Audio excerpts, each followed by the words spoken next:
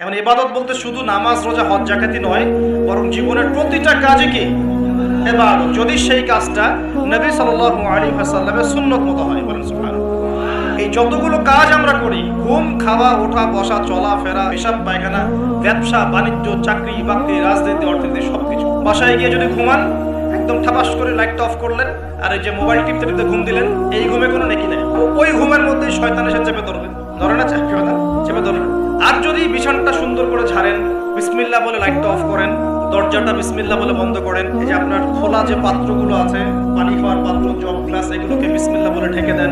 ঢাকার কিচ্ছু না পেলে একটা কাঠি অন্তত বিসমিল্লাহ বলে রেখে দিতে হবে। তারপরে আপনি মশারি খাটাচ্ছেন, বিছানা ঝাড়ু দিচ্ছেন, পারলে একটু ওযু করে আসলেন, ডান দিকে কাত হলেন, হাতটাকে গালের নিচে রাখলেন, রেখে বললেন আল্লাহুম্মা বিইসমিকা আমুতু ওয়া আহইয়া। এই যে সময়টুকু ঘুমিয়ে আছেন আপনি, বিশ্বাস করেন এই ঘুমানোর কারণে আপনার আমল নামায় নেকি লেখা হবে।